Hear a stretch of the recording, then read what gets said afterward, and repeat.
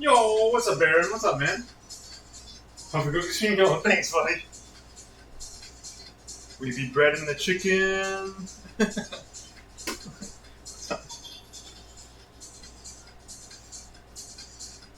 Yeah, we got a lot of chicken, man.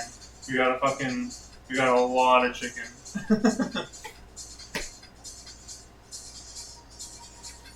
We got mushrooms. We got mushrooms and we got spinach. We're gonna saute these independently. I'm not even gonna cut the mushrooms. I'm gonna keep them whole. It's gonna be nice. And I got the garlic for the spinach. I'm gonna put the garlic for the spinach. I'm gonna fry the mushrooms. I think just au naturel. Damn, it's gonna be good, y'all. Thanks, man. I got some rice here. Got some leftover rice. So I'm gonna eat it with that. Thanks, buddy. Thanks, man. Thanks, homie. Definitely gonna have a lot of leftovers.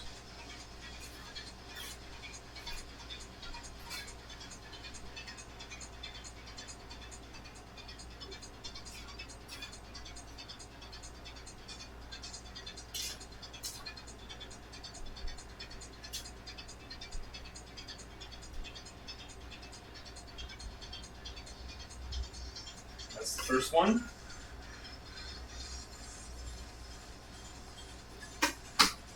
So I cut them in half.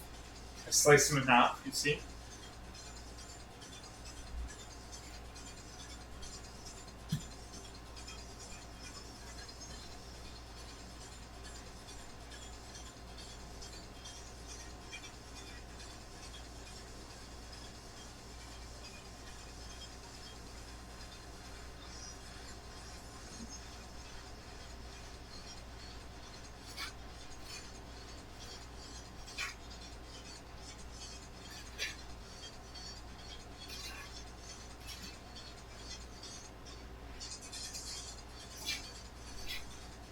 Yeah, I was talking about the chicken schnitzel a couple streams ago. Saying I was gonna make it in the middle of the night, and I did. Well, now we're making it.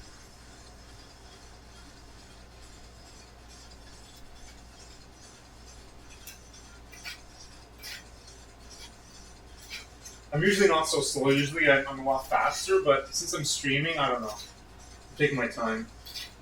Usually I'm just like bam, bam, bam. Usually I'm a lot faster, but I don't know when I'm streaming. I feel a lot of pressure. I feel like there's eyes on me. A lot of pressure to fucking make sure it turns out really nice.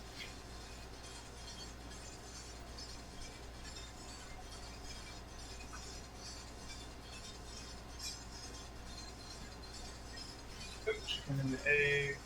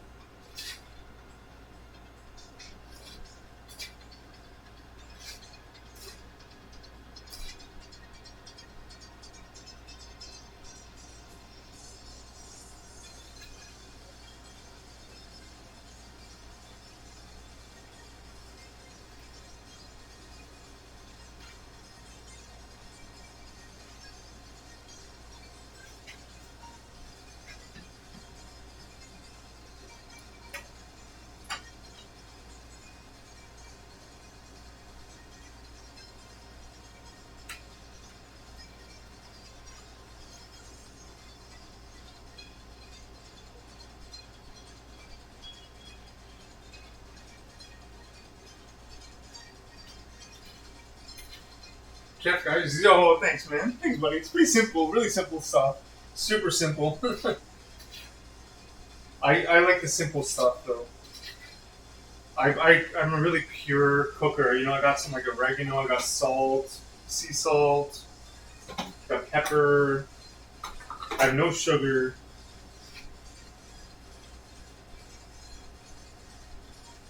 Nothing really, everything pretty much all natural. Except for like fast food. When I eat fast food, it's of course shit. But all my food is all natural shit. I'm a really healthy eater. Especially after my head injury, I really needed to eat extremely healthy, or else I would not have recovered as I had recovered. So that was really necessary. Take my vitamins too.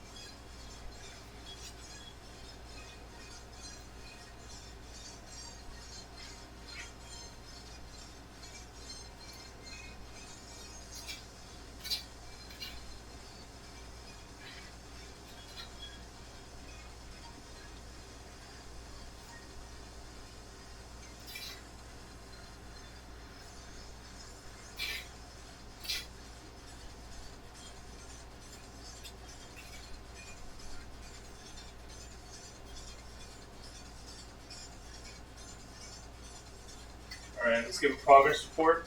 Progress report looking fucking amazing. It's gonna be so good. Oh my God. I haven't used these breadcrumbs yet. I'm using Publix. I haven't used Publix breadcrumbs. Publix is fucking base, man. I love Publix. It's the Florida supermarket chain. Their fried chicken is so good, as you saw. Oh my god. So they probably use the same type, obviously a different type of seasoning batter, but man, probably same type of shit. And they have a bakery, right? So this is just leftover bread, probably. It's not like artificial shit, you know what I mean? What's ingredients? Toasted breadcrumbs. There is some vegetable oil, there is some soybean oil. Salt, yeast, whey, soy flour. Okay, it's not so pure, but still.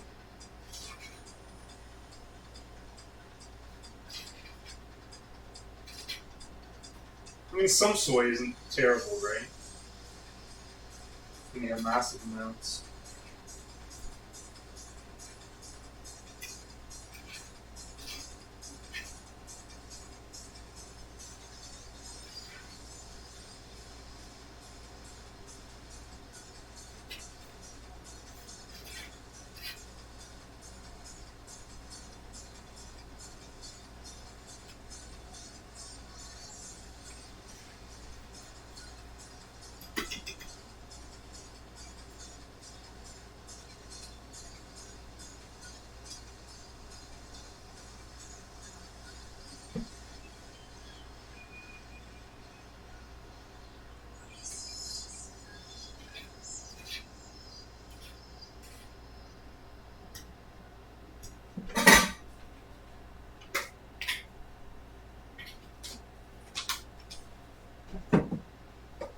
I got two big things.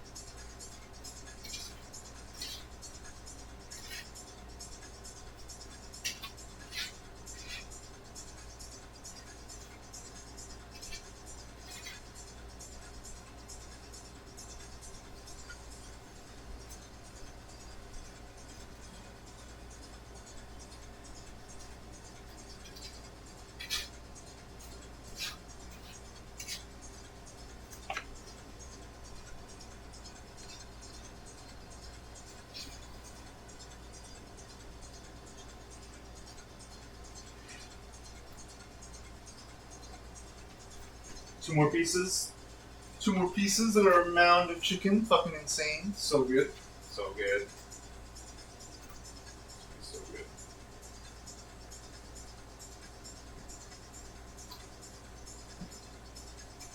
Got a fucking mountain of chicken.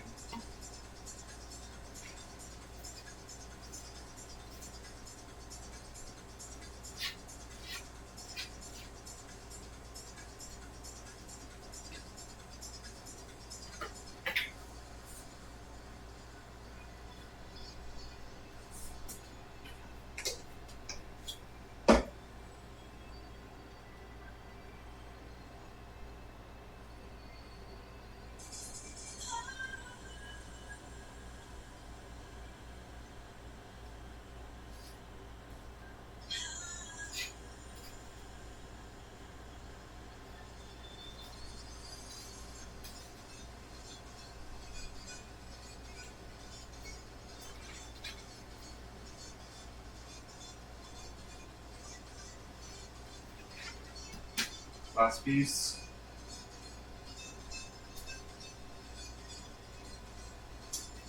I usually throw out the egg. I don't want to cook it just because it's, I don't know, it has all the washed off salmonella and shit, you know what I mean? It's just not, I don't like it's only 3 eggs, it's not that big of a waste. You don't waste it because you use most of it, but like that, I might just throw that away.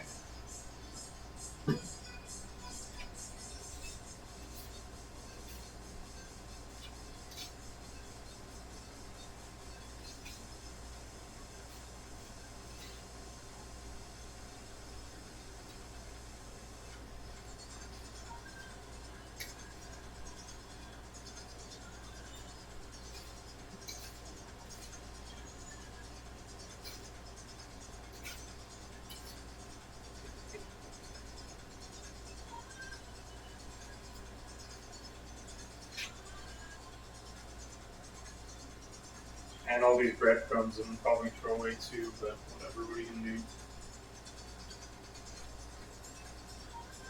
It's just covered in like the bad chicken shit.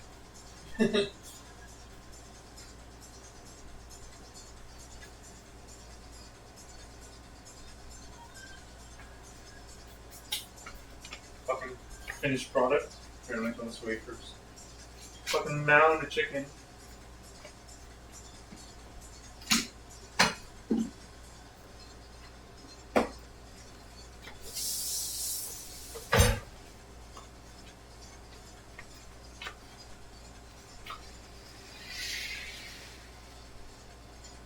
Fucking, it's so beautiful. It looks so beautiful in this.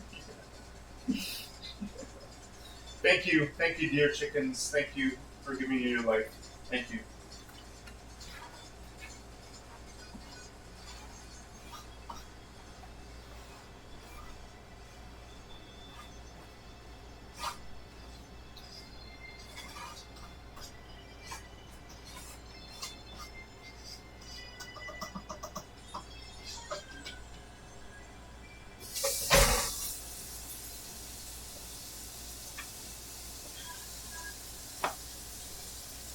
It's gonna be good, yo. Thanks, man. Yeah, I can move the camera. I'll show the frying of it and shit. Thanks, buddy. Yeah, it's gonna be so good.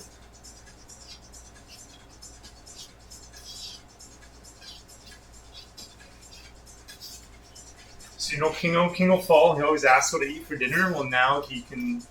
Now he will be able to see. When he asks, I'm just gonna refer him to the stream.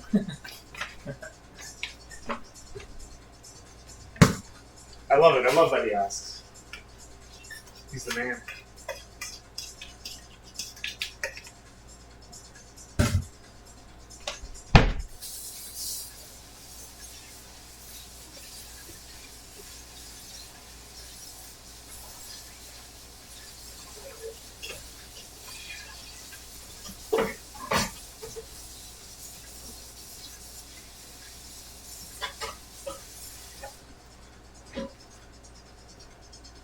Yeah, it's gonna be so good.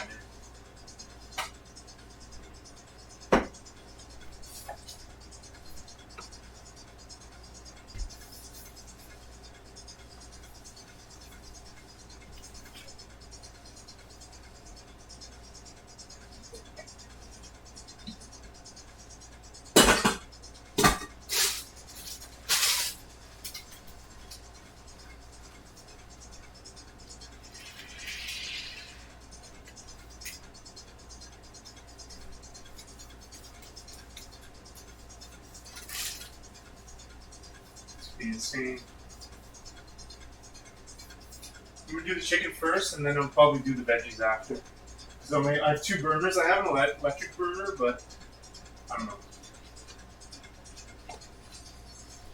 I don't mind eating it like it's not gonna get cold. It's gonna get room temperature, but it's not. It's fine. You'll see. You'll see the process.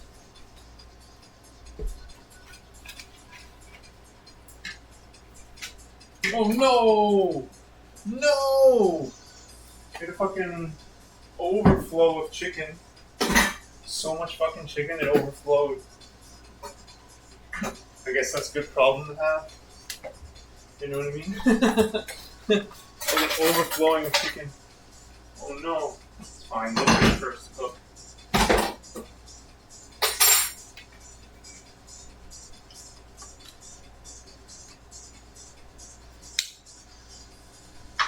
Yes, I fry with olive oil. Yeah, I know. Yes, I fry with olive oil. I love olive oil. I don't care.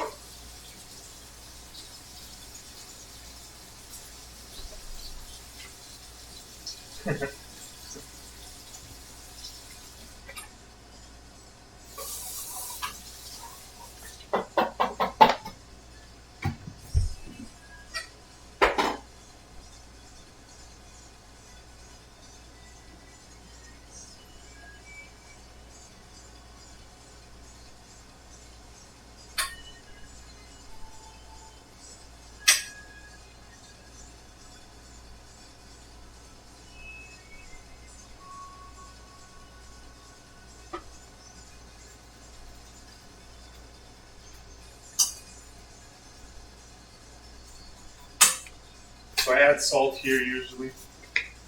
Oh, did I slice myself?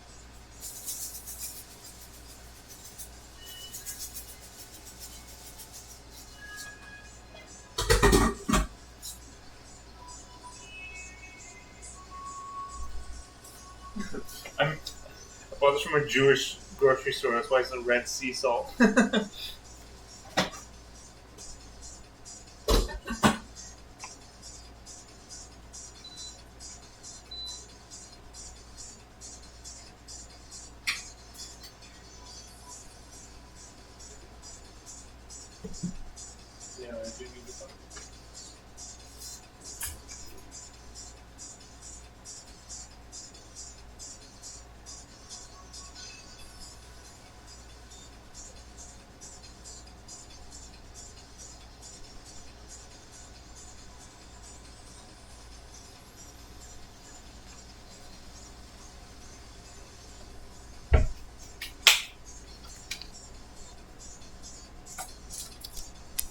I can't go any further. Anyways, it's cooking there.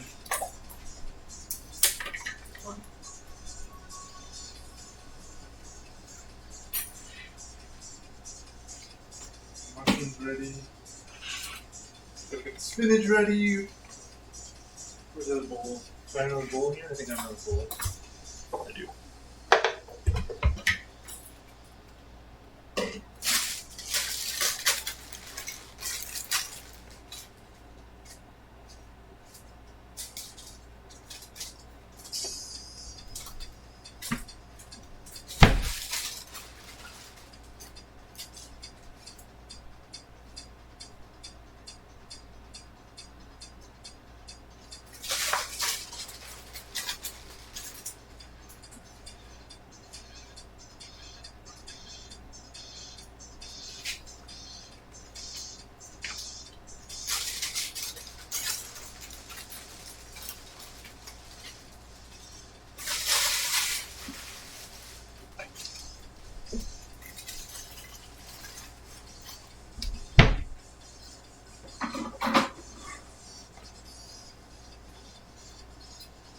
Oh, dang. I'm gonna use a fucking plate.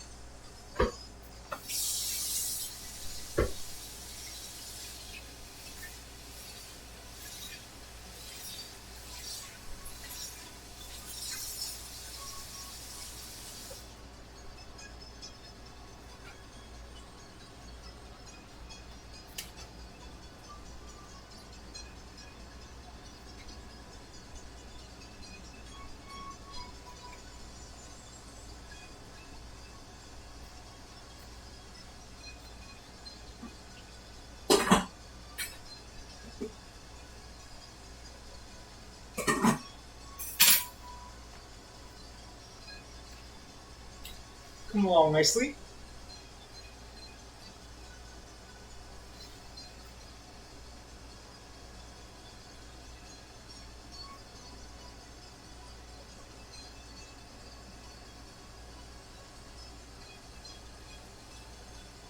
I want to see the vitamins I take every day. Take fish oil, omega-3, take vitamin C, take vitamin D3, take magnesium, take glucosamine,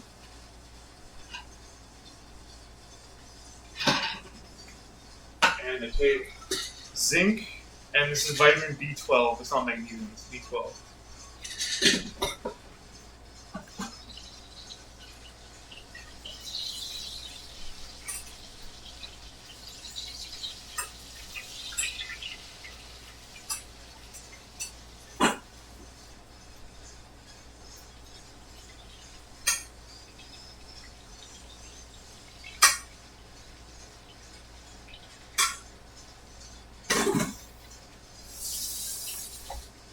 Probably most important, I also take is called Fountain of Life. It's an antioxidant. that my girlfriend sells. It comes from Norwegian spruce extract. It's like the strongest antioxidant you can get. It comes in like liquid form in a bottle. You take like a few drops a day, and it's like a super strong antioxidant. It's like the strongest antioxidant in the world. It's crazy. My girlfriend sells it.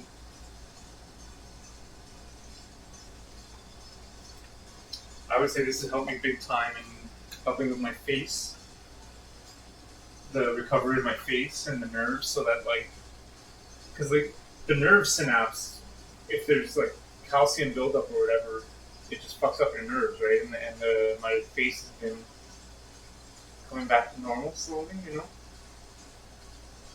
So the nerve synapse has to clear, and the antioxidant really helps with that.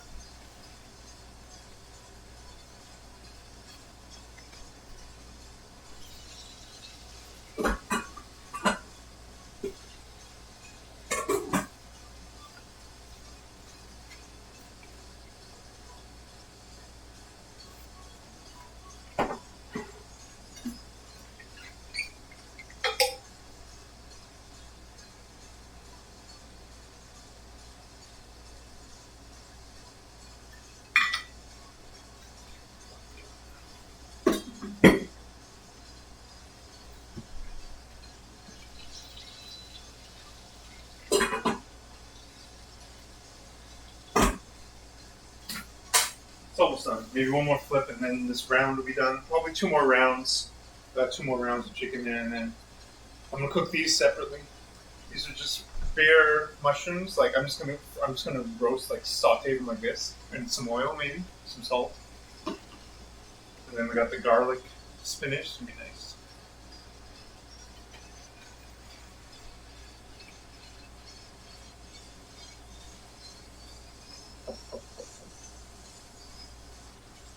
I usually lift weights here. I usually do some dumbbell curls here, but it's gonna burn if I do. I'm gonna do it after the next round.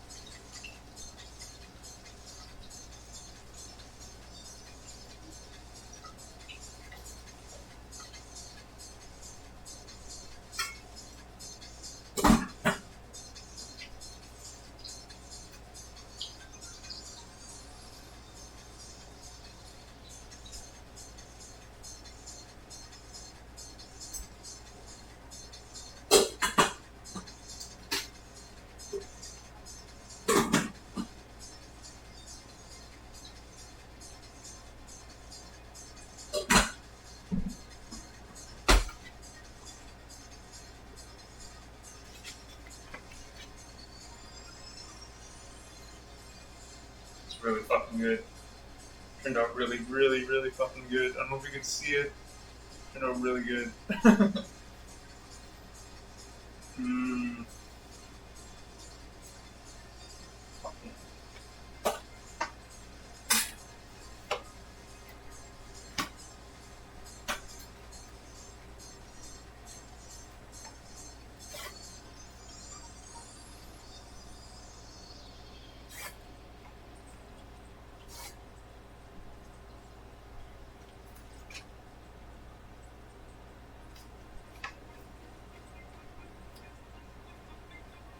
Yeah, probably maybe 2 more rounds after. I don't know.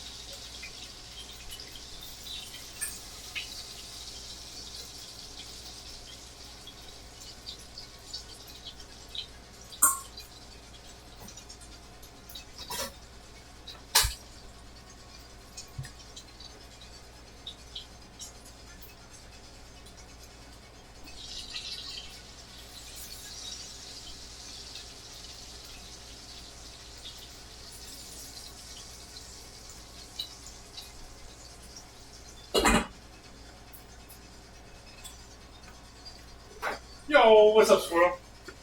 Yeah, man. Hold on, let me show you the chicken after. Actually, I can show you now. Can you see it? I don't want to move it. I mean, here, let me move it. I'll move it.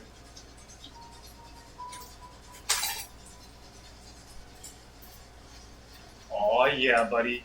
We got layers and layers of chicken, my man. Oh yeah, buddy. I have to start another plate.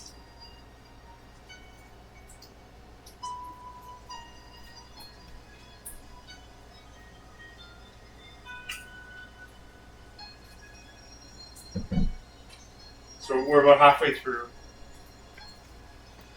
Nice, that's great, y'all. Thanks, man. Yeah, man. High protein chicken breast, dude. Yeah. Oh, this might be it. This might be the last round. Let's see.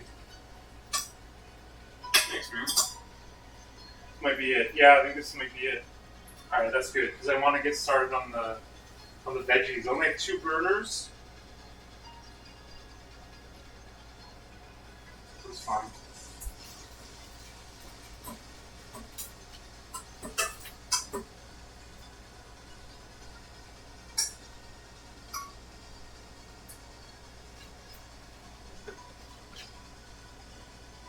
Nice.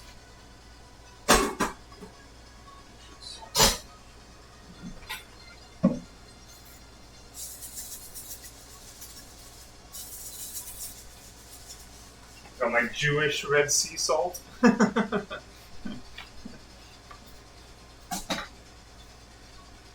my Moses salt. Blessed by Moses.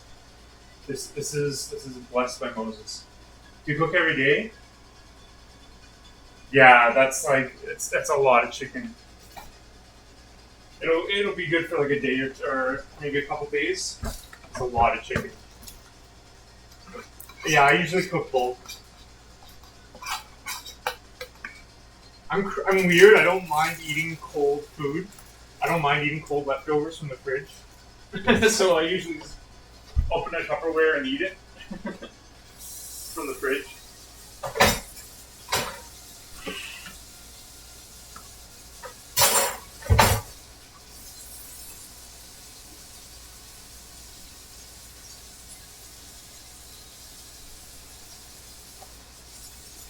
Oh no.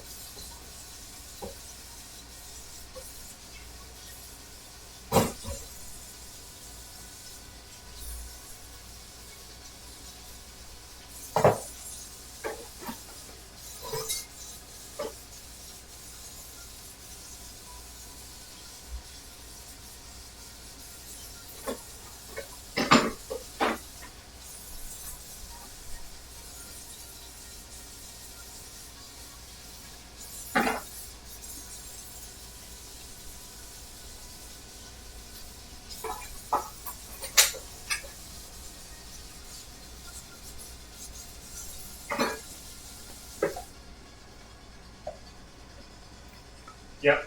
Well, I always got to eat it all. The taste come back with you. Yeah, you're right. Maybe it's just laziness. Honestly, it probably might just be laziness. To be honest.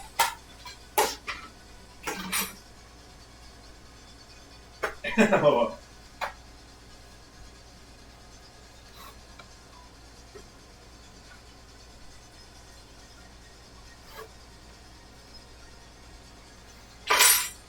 We got these. We're gonna fry these independently.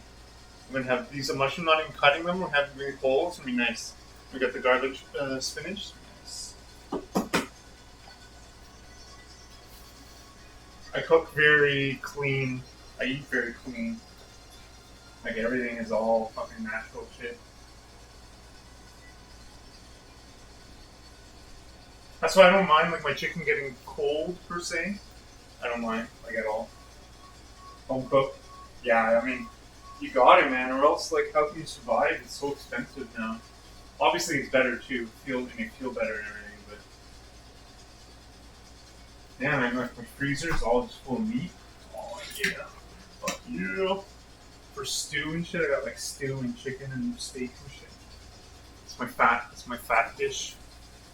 all the fat I take out to wash my hands again. Yes. Yes. Falcon Punch.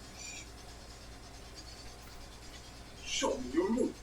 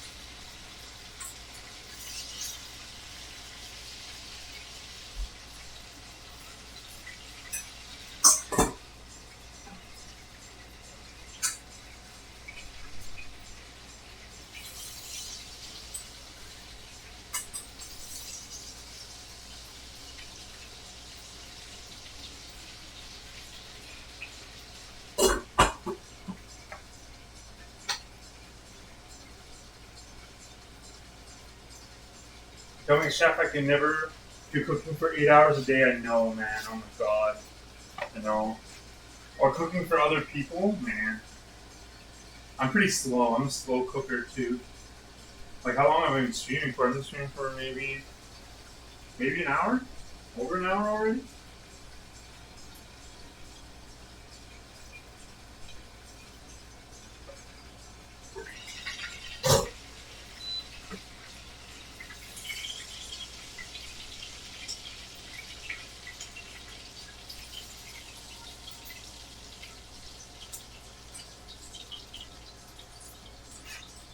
Oh yeah.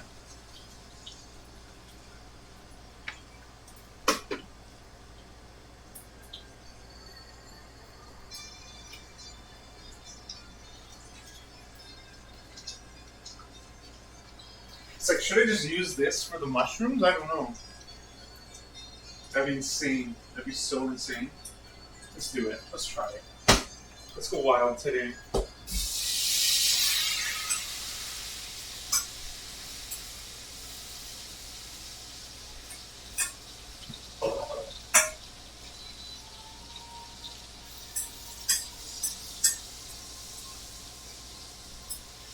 I might have immediately regretted that, but let's see.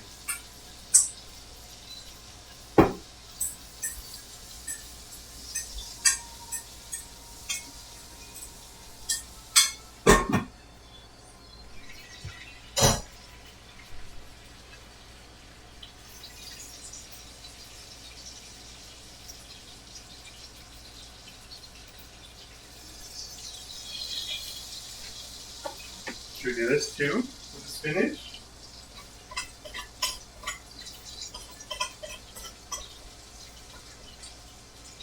Everything's gonna taste the same then.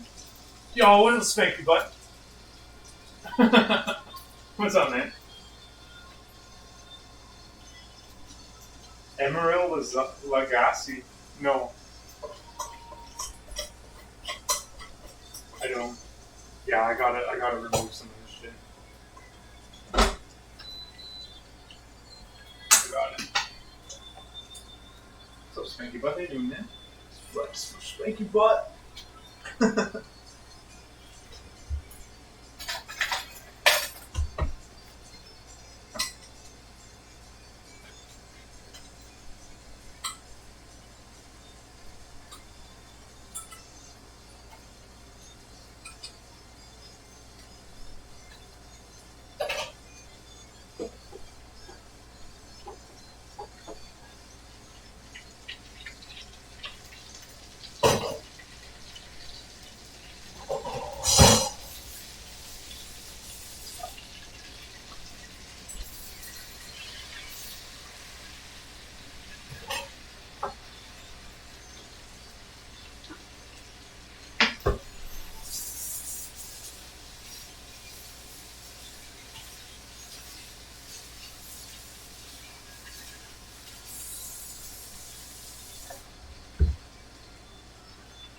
Oh, it says BAM? Oh, really? Oops. I'm stealing the lines.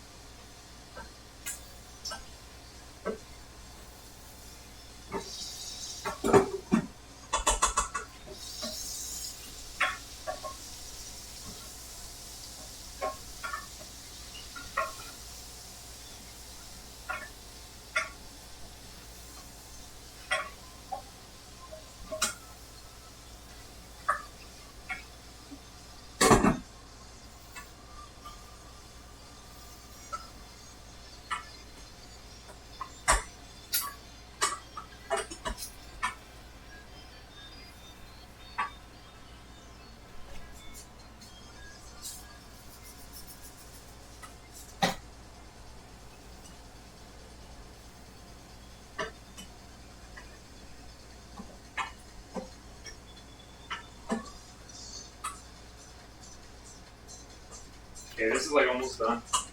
We're like almost done. You gotta search for Emil Lagasse BAM on YouTube and watch the clips. Best of the ham. It's a good video. That's funny.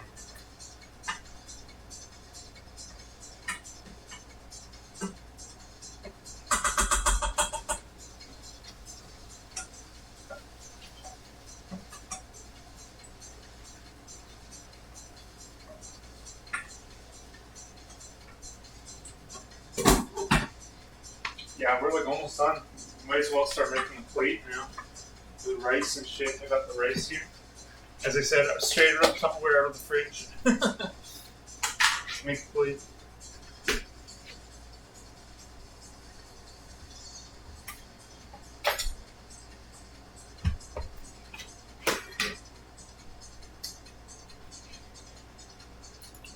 Let's show the plate. Yes. I need all this rice? No, probably not.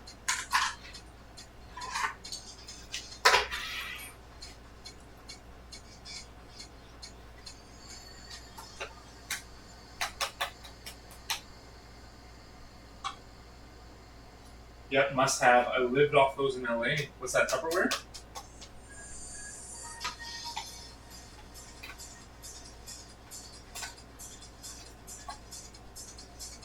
Rice?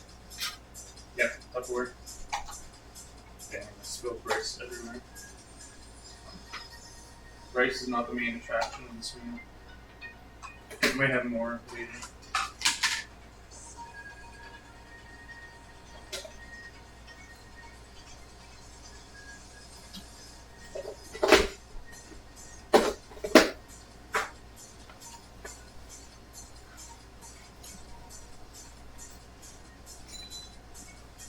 Okay, the spinach is done.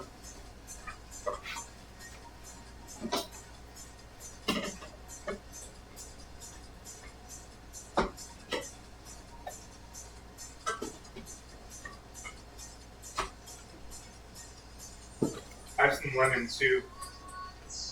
I think I have lemon.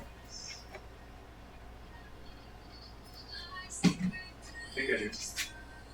I hope I do. Lemon will make this insane.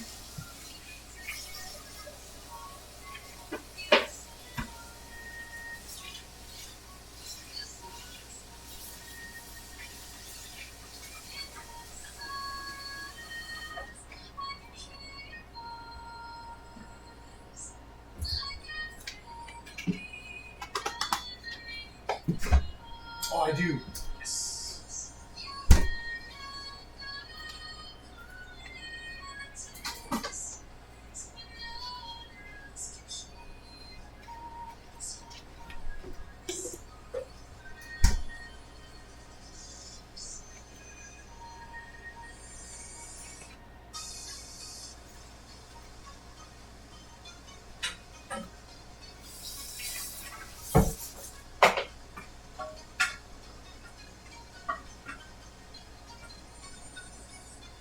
We have another bowl and both dirty.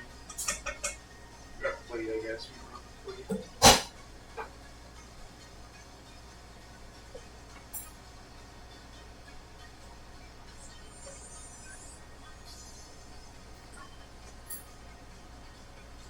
Wow, they shrunk so much. It's fine.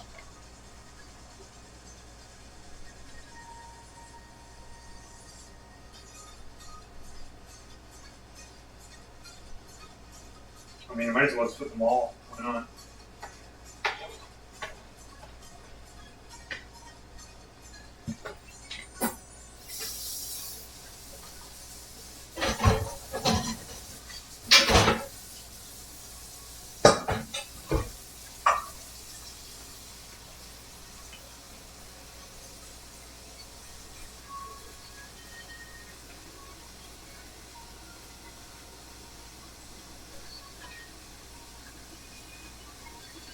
I mean, I might as well throw split it up with half for now.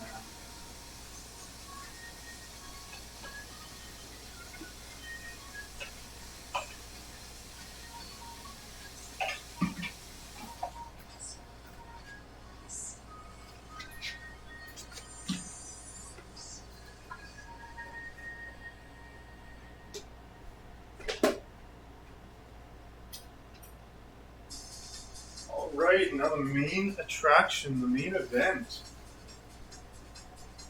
Mushrooms, yes, love them, nice. Oh man, I love mushrooms. Mushrooms are so fucking good.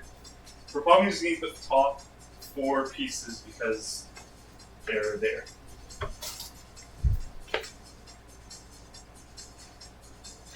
So fucking good. Fuck yeah.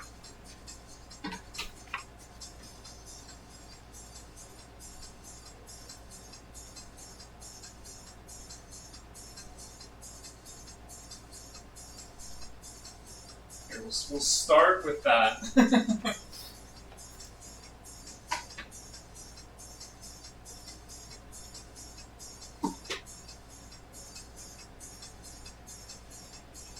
Actually, that's probably all I'm going to be able to eat. I eat a lot, but don't want to get overzealous.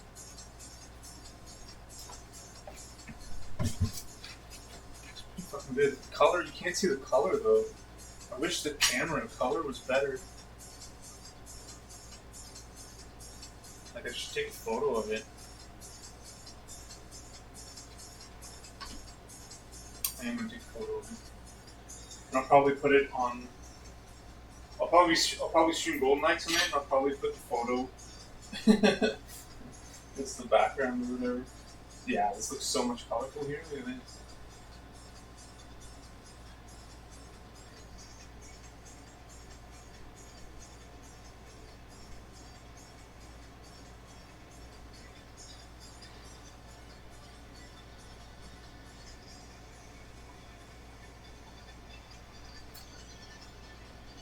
It's a massive amount of vanilla. Hey, it's just 3 pieces of chicken, man. You know the PC. Yeah, thanks. Yeah, right. Thanks, man. It probably is, yeah. Probably is, definitely. Oh yeah, definitely. I mean, you gotta eat. Eating and food is like the number one thing in like life. It's gotta be a PhD in that. Mm. Mm. It's good. Really good. True. I know what you mean, though. I know what you mean.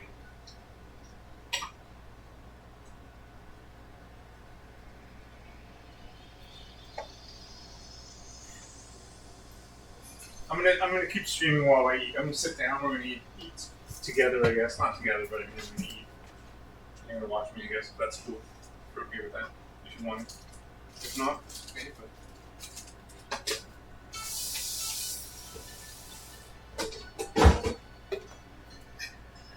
it's our bounty. Fucking A, man. Look at that. So fucking good.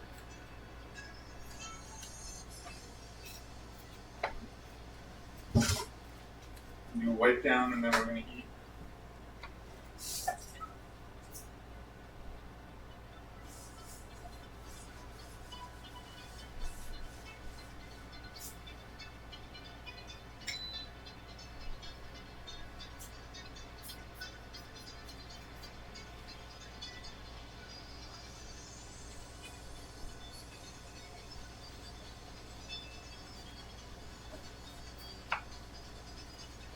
I usually have like fancy mustard and hot sauce and stuff on me. I don't have that. I have like Frank's Red Hot, and I have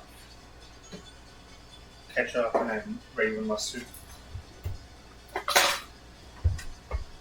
Roof over heads and food, yeah, man. All right, let's set up over here.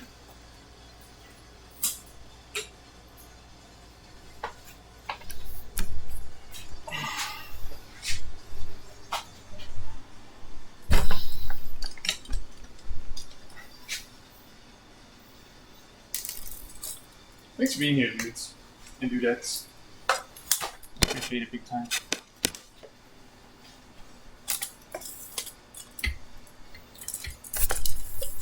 We made it fun. That was fun. We made it like a thing.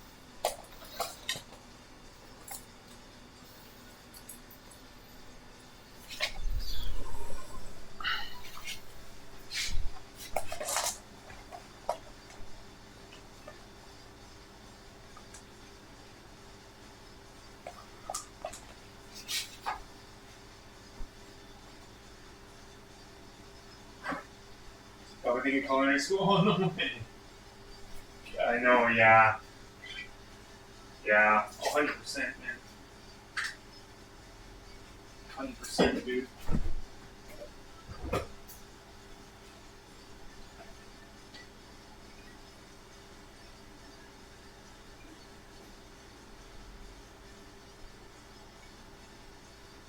I'm just pouring some water.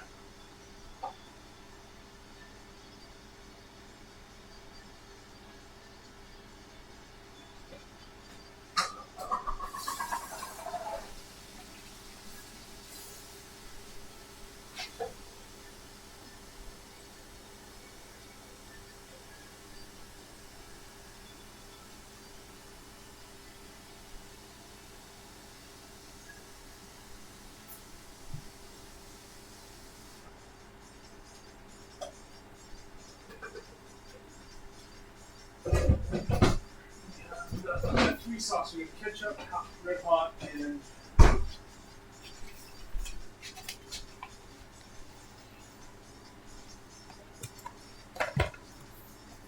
got table too. So we're gonna watch something and eat. This is my table. Oh yeah. Oh nice. The food's gonna be like right in the fucking show.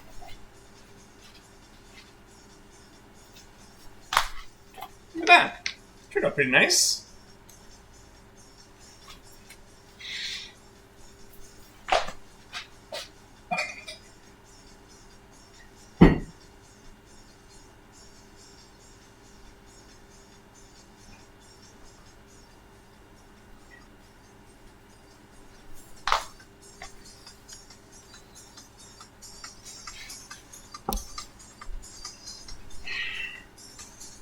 Nice, turned out pretty good. Alright, let's... I'm gonna stream something. It might not, like, the frames might drop, but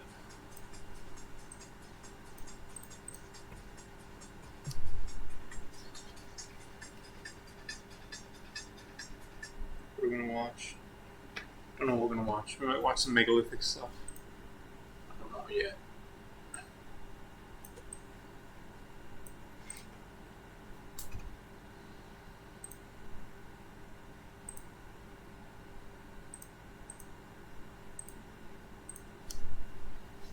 Frames might drop, but what are we gonna do?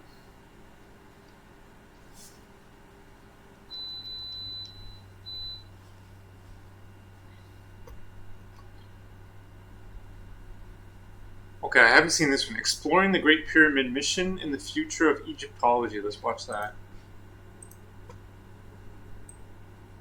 Let's watch that one. 60.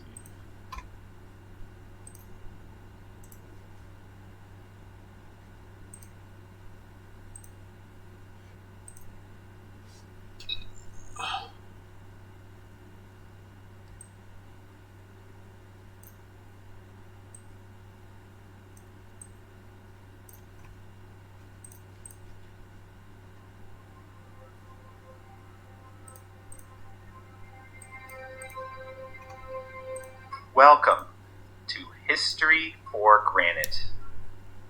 Join me to explore ancient Egypt.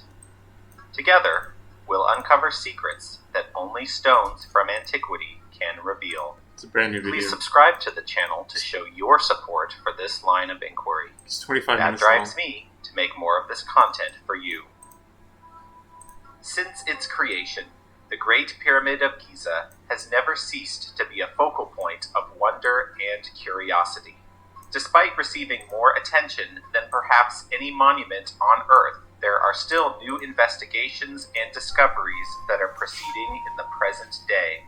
The focus of this channel will continue to be stonework of the Old Kingdom, but I do want to discuss current events relating to the Very pyramids comfy. when they are relevant Thanks, dude. to this analysis. Thanks, man. After an overview of these new developments, we'll then put it into historical context and speculate what might come from this new research. Right now, there is a new muon scanning project in the planning stages called the Exploring the Great Pyramid Mission. Following the surprising and fascinating results of the Scan Pyramids mission in 2017, revealing the Big Void and North Face Corridor, the Egyptian Ministry of Antiquities requested proposals for a follow-up study. The Exploring the Great Pyramid mission, or EGP mission as it can be referred to, was then approved in 2018. The EGP mission intends to dramatically increase the amount of muon data captured, much greater than that of the Scan Pyramids mission. The theoretical improvement in resolution is up to 100-fold. Furthermore, the scanning will be conducted on the entirety of the north-south and east-west axis of the pyramid, giving a 3D tomographic image of the entire monument. This is all very exciting, of course, but according to information presented in late 2020, the mission still requires a substantial amount of funding in order to build their muon telescopes. There will certainly be some technical and also personality-driven obstacles that this mission will face. But I am optimistic that this mission will proceed, especially if it can be demonstrated that there is a large amount of public support for such an endeavor.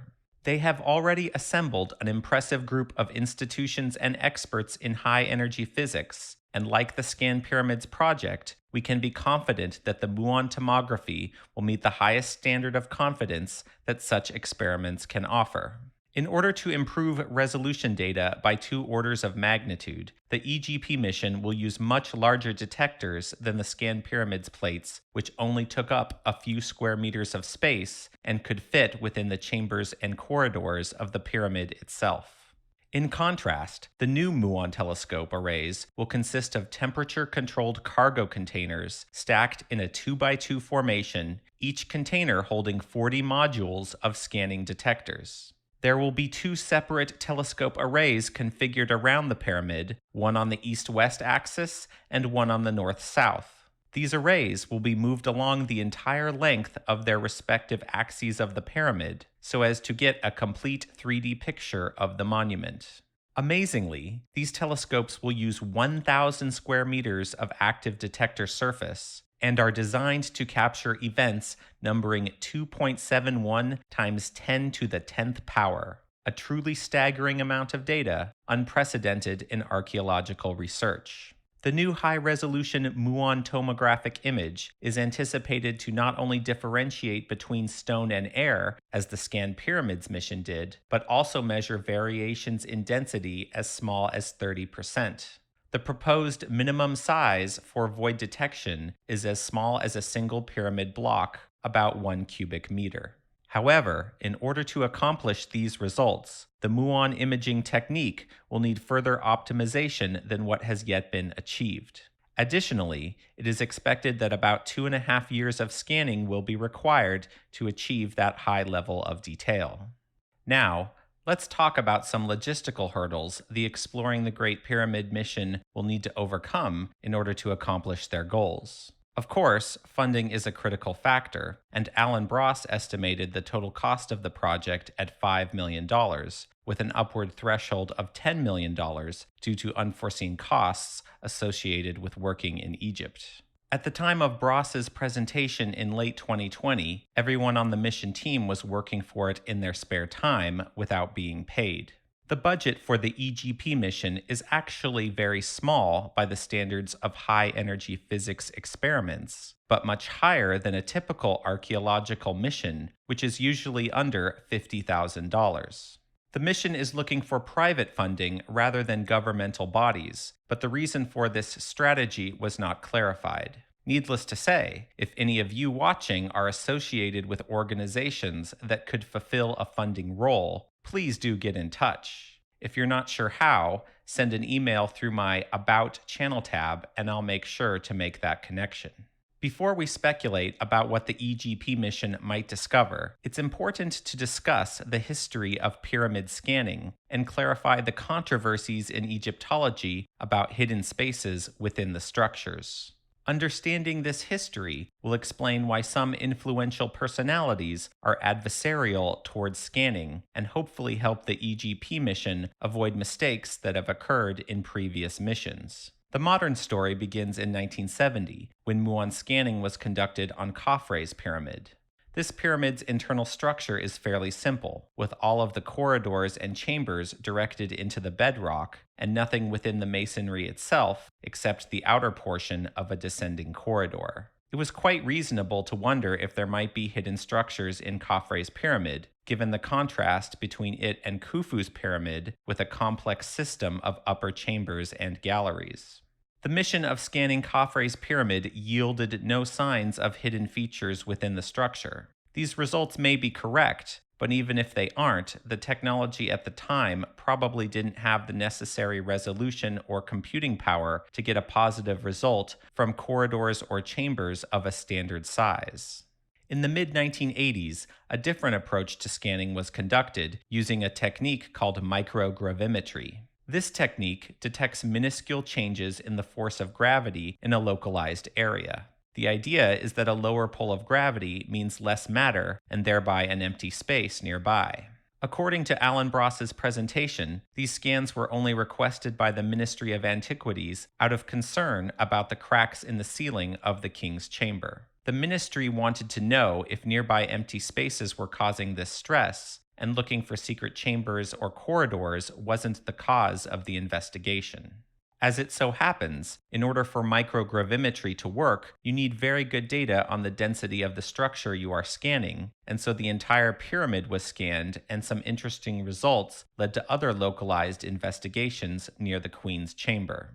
In 1986, architect-researcher Gilles Dormian conducted a mission to follow up on scans that indicated the presence of empty space west of the horizontal corridor leading to the Queen's Chamber.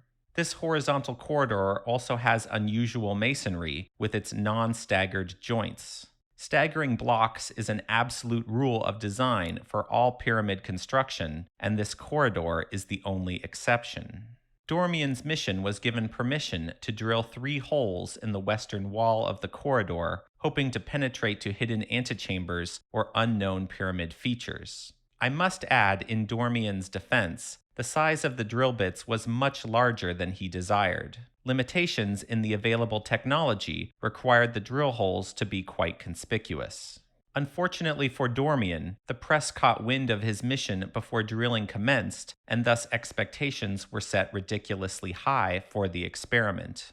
When no hidden chambers were discovered, it was considered bad press for Egypt, and nobody has been allowed to excavate in the Great Pyramid since. Completely overlooked was that in the 3rd drill hole, there was homogeneous quartz sand not native to the Giza Plateau. While less exciting than golden coffers, it's actually an important clue to pyramid construction that I will be analyzing in detail in a future video. Dormian later proposed another area for a hidden chamber near the Queen's Chamber in his 2004 book, The Chamber of Cheops. He proposed small exploratory drilling at the 9th International Congress of Egyptologists when it came to France that same year. Zahi Hawass, who had risen to Secretary General of the Supreme Council of Antiquities, famously denied his request. Newspapers report him saying that he also rejected their proposals in 1999 and 2003, exclaiming, quote, "There are 300 theories concerning hidden rooms and other things inside the pyramid, but if I let them all test their theories, they will do untold damage to the pyramid, which was built with the blood of Egyptians." End quote. Hawass lost his government position in 2011 with the Arab Spring revolutions, but still holds much influence in Egyptology. He currently serves as an ambassador for the World Tourism Organization.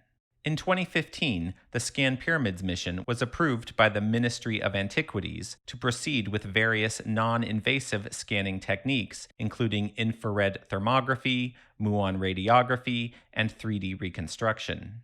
The mission presented its first results with a test run in the Bent Pyramid, proving that the upper chamber could be seen with muography. They were then granted permission to scan the Great Pyramid as well. However, according to the PBS documentary Scanning the Pyramids, the Scan Pyramids mission was required to present its next findings to a committee led by Zahi Hawass.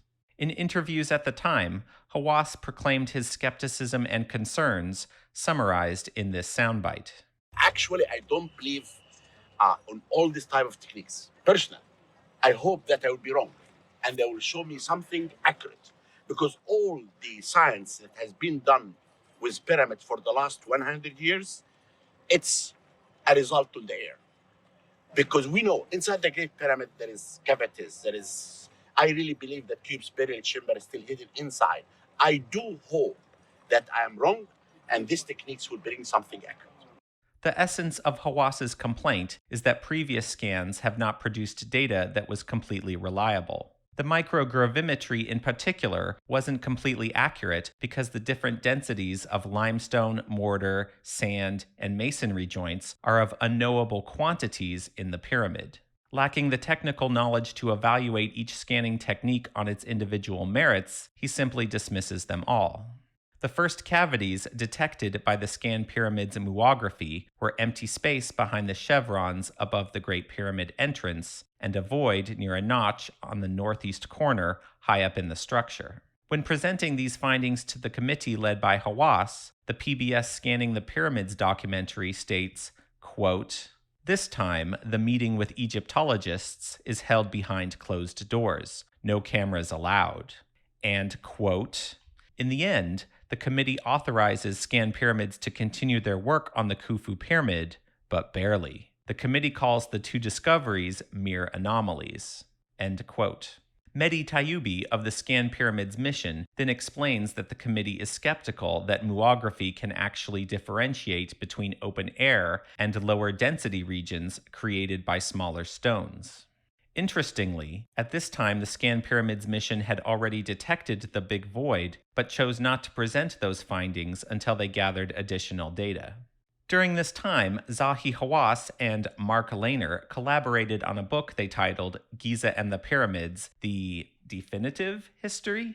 It was published in 2017 and contains a few pages about the Scan Pyramids mission at the very end. In this book, they cast doubt that any detected voids are significant, stating, quote, "After 44 years of investigations, we are here to tell you that the pyramid core masonry is more analogous to Swiss cheese than cheddar." And, quote, "Building ahead of the pyramid core or building into an existing trench in the pyramid core would have left gaps between the standard core work and the arrangement of lintels, rafters, and the descending passage." End quote. With these statements, a trap has been set that any detected voids with muography can be dismissed as mere construction shortcuts. I must add here that the analogy of Swiss cheese is extremely poor, and there is no evidence to back up such claims. In fact, all available evidence shows that the Great Pyramid is quite solid, despite the irregular stonework that makes up the bulk of the structure. The only empty space visible that was possibly a construction shortcut is the cave behind the notch on the pyramid's northeast corner. But this could have been excavated of loose debris and small masonry by explorers long ago. Shortly after the publication of Hawass and Lehner's book, the Scan Pyramids mission published their next muon scan discovery of the Big Void in the prestigious scientific journal Nature. This was done at the same time as their presentation to Hawass's committee. The Ministry of Antiquities and Tourism has strict rules about publishing information on archaeological excavations before they get the final word on what is admissible. However, strictly speaking, the Nature article doesn't discuss anything about Egyptology or archaeology. Rather, it simply reports the results of the physics experiment, which met the highest confidence in which these experiments are evaluated. The Big Void is there according to physics, and Egyptology can interpret that however it wants to. An article was immediately published on the Egyptian news site Aram Online, expressing the ministry's displeasure, quoting Minister Mustafa Waziri as saying, quote, "These experts have previously said that the existence of void spaces inside the pyramids is not a new thing, and this is a well-known fact among Egyptologists." And, quote, "It was too early at this stage in their study to publish that there was a new discovery." End quote. When Zahi Hawass was interviewed by the Associated Press for a comment about the Big Void, this was his response. If you understand how the pyramid was built, you will know that inside the pyramids there is many hollows and many gaps. A void doesn't mean a room. A void doesn't mean a discovery. What they have been announced today is not a discovery. They cannot build the Grand Gallery within a solid structure. They have to have hollows around it to build it. And therefore, the 30 meters void is already existed. It's already mentioned by Dieter Arnold 25 years ago. The work Hawass is referring to is a landmark book written by Dieter Arnold in 1991 titled Building in Egypt. There is nothing about a big void, nor any suggestion that empty space would be required to remain around the Grand Gallery. In fact, the topic isn't even discussed. Hawass is actually citing himself and Mark Lehner from their just published book, as I quoted earlier. Considering Hawass's previous soundbite, where he states he believes Khufu's burial is still hidden in the Great Pyramid, you would think he would take the opportunity to say, "See, I've been saying for 20 years Khufu is still inside. This must be the real burial chamber." Hawass hadn't anticipated anything like the Big Void, and was left to fall on his predetermined excuse that there's just empty space everywhere inside. Of course, the big void being so enormous and close in size and orientation to the Grand Gallery itself, it cannot be explained away as a bad masonry job. That didn't stop archaeologist David Lightbody, however, who also immediately set out to discredit the Scan Pyramid's findings. His 2018 journal article, Questioning the Void, is the result. Lightbody seems to have borrowed the Grand Gallery explanation from Hawass, adding a 2D reconstruction of how gaps around the Grand Gallery could create the illusion of the big void. There are many problems with this explanation, but the largest is that Lightbody has to throw out the data from the third muon detector angled outside towards the Grand Gallery, which also detects the void and triangulates its three-dimensional position. There's also conspicuously no citation of Dieter Arnold in this paper. With no good reason to ignore one-third of the data, Lightbody is left to fall back on the Swiss cheese quote from Hawass and Lehner, which he cites in the paper. However, the Scan Pyramids paper on the Big Void gives the highest degree of confidence to all of their detectors. Alan Bross of the EGP mission confirms this in his 2020 presentation, stating, quote, "Outside, they put a micro-mega tracker built by a team from France and imaged along the Grand Gallery to make sure that they weren't getting any ghosting of the existing voids to produce this artificially." And, quote, "If you look at the paper, there is a 5 sigma effect, and there is clearly something there." End quote. Unfortunately, the damage from Lightbody's paper proliferates, as it is cited in other publications, such as Miroslav Werner's comprehensive 2020 book titled The Pyramids. Now, with a history of pyramid scanning covered, let's circle back to the EGP mission and what lessons we can apply to future efforts. As mentioned in my video on the Great Pyramid entrance vault, the current position of Mark Lehner is that the Scan Pyramid's Big Void and North Face Corridor are simply weight-relieving spaces. Most likely it's dead space that they framed in to relieve the weight of the pyramid on the roof of the Grand Gallery. The consequence of what he frequently calls over-engineering out of an abundance of caution. They were over-engineering because they had never really done this before. Notably, this narrative of over-engineering is diametrically opposed to the concept of a Swiss cheese pyramid hastily built with large gaps everywhere. The only thing these two arguments have in common is a dismissal of the importance of new discoveries. An argument put forth by Hawass, Lightbody, and others in Egyptology is that only credentialed experts in 4th Dynasty pyramids are qualified to evaluate the muography data to determine if empty or low-density space is a significant finding. But anyone possessing a modest familiarity with the pyramids of the 4th Dynasty will tell you that the overwhelming majority of Great Pyramid features are entirely unique. The 5 spaces above the King's Chamber, the Grand Gallery, the well shaft and grotto, the entrance vault, the Queen's Chamber, and the shafts have no obvious similarity to other pyramids in which to evaluate them. Were any of these features still hidden, they too could be dismissed as masonry gaps or unimportant relieving space. In Alan Bross's presentation, he cites H.D. Bowie's book Imaging the Cheops Pyramid and an interesting high-density anomaly near the pyramid's apex. But if voids discovered near known chambers and galleries can be dismissed, certainly Egyptologists will not take an anomaly that high in the pyramid seriously because there is nothing to compare it with in existing pyramids. I must emphasize that the Scan Pyramids discoveries and anything new the EGP mission might detect within the superstructure will have no precedence, and thus nobody can say with any certainty what is significant or not.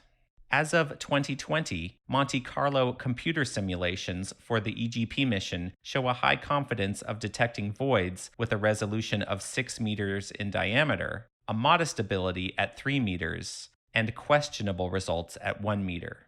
4th Dynasty pyramid corridors are a little larger than 1 square meter in size, and so the maximum potential for the new scanning is right at a critical threshold for seeing them in the pyramids. This suggests caution is warranted in projecting what can and cannot be accurately visualized.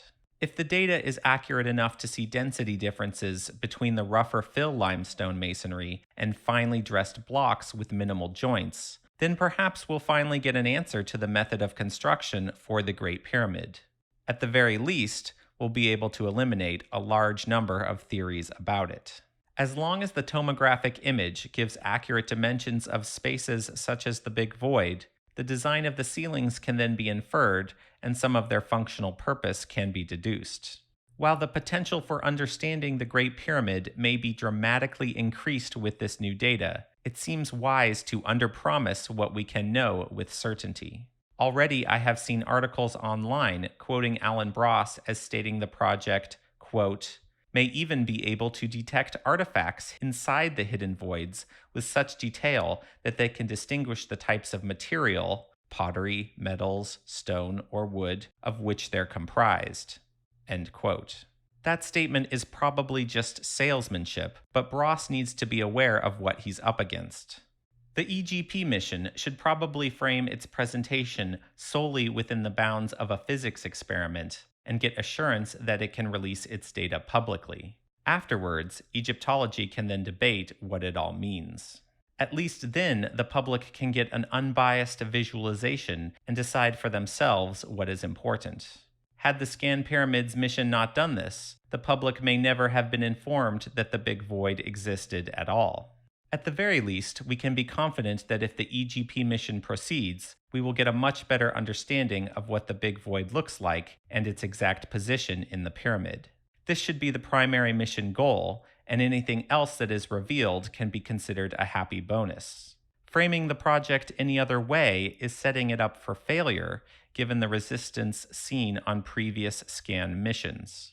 And finally, the Ministry of Antiquities and Tourism should view the EGP mission as an opportunity to promote Egypt's history to the world. Alan Bross mentions that the ministry is sensitive to the large container telescope arrays getting in the way of tourist activities. But there's no reason why such lemons can't be turned into lemonade. How special would it feel standing next to the detectors, knowing the muons whizzing past are forming a history-defining picture? Seems like a pretty good selfie opportunity to me. A proper campaign to inform the public of the exciting science taking place would enhance Giza as a tourist site, not detract from it. It's my sincere wish that this mission moves forward, and a better understanding of our ancient past can be brought into focus like never before. Thanks to everyone who watched this video to the end. Please subscribe to the channel to see more of this content. Give a like or comment as you see fit. And above all, remember to ask your friends if they take their history for granted.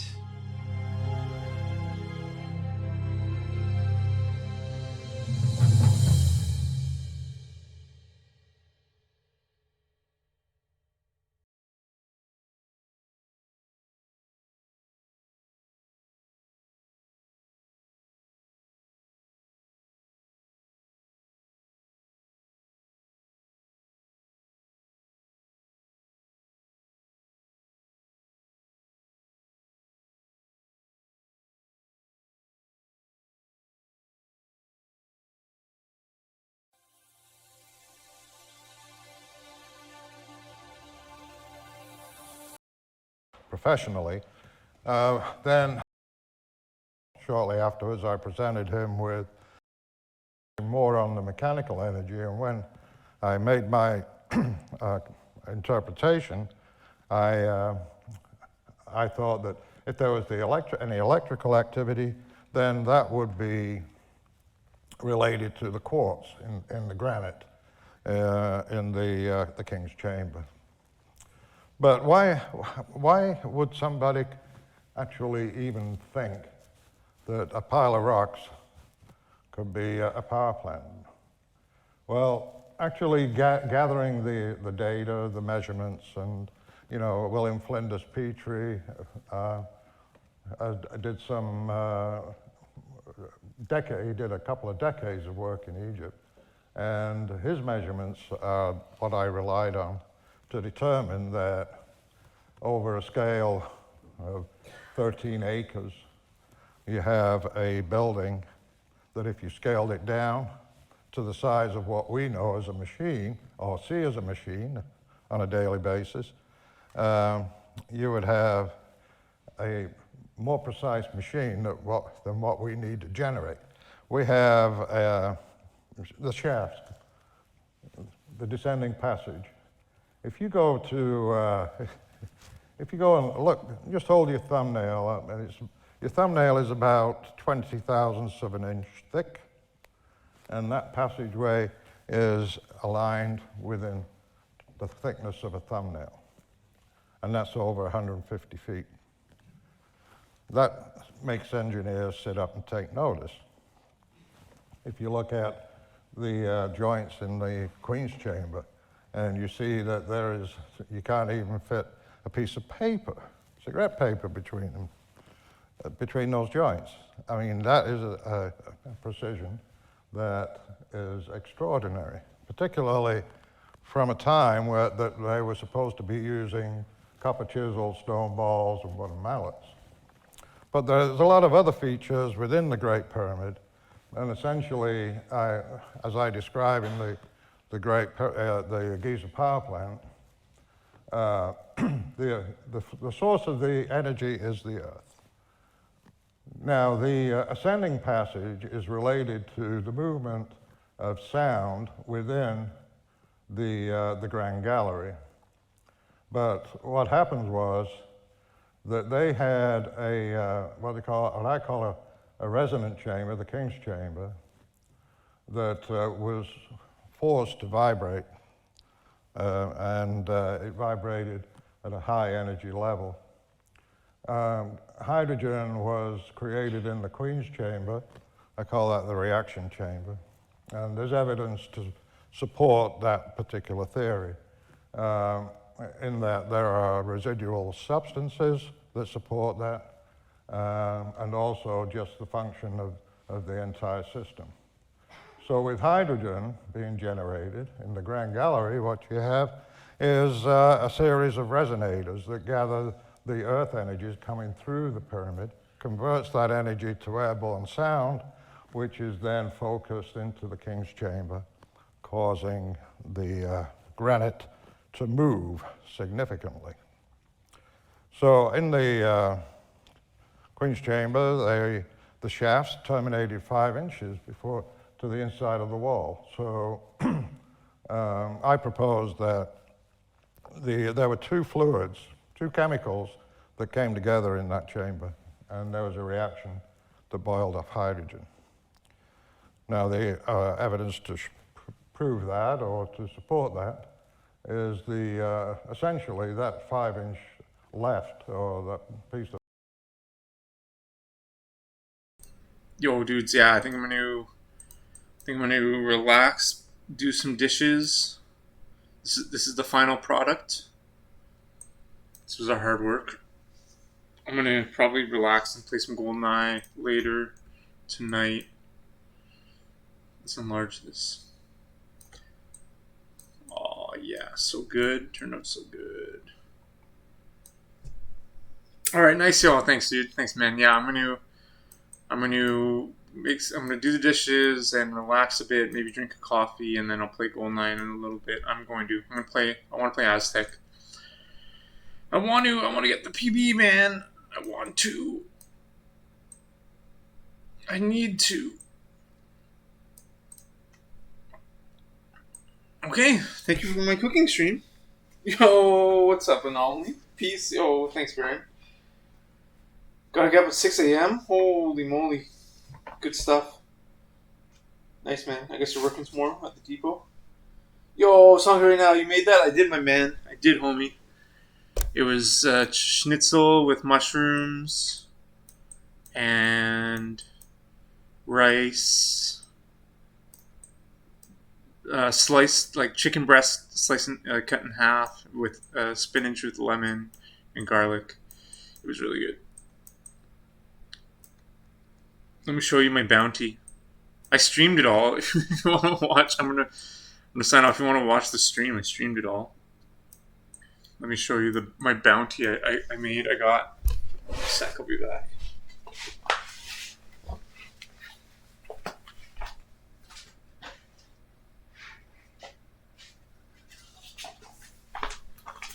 Fuck yeah, my bounty.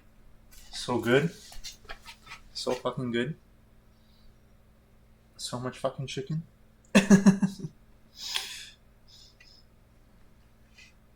I'm pretty hyped on that. Pretty excited.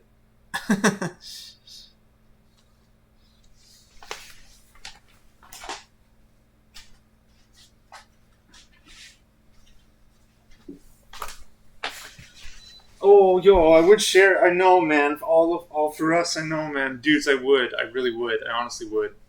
Fuck.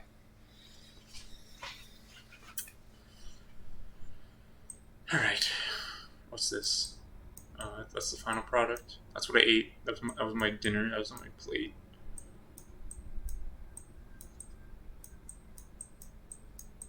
Thanks, guys. Appreciate it. The lemon with the spinach. Oh, I love garlic, spinach, and lemon. It's such a good combo. My mom used to make that all the time. It was very good. I mean, she still makes it. I'm really lucky. LOL. Okay. I'm going to sign off. I'm going to play GoldenEye in maybe an hour or two. I'm going to drink coffee. Got to wash dishes and all that shit. Thanks, guys. Thank you. Thank you for being here. Thanks, Anomaly. Thanks, Baron. Thanks, Swirl. You guys are the best. Laters, yo. Peace out. I will see you in an hour or two. I'll be on. I mean, if you're there, that's cool. If not, it's all good.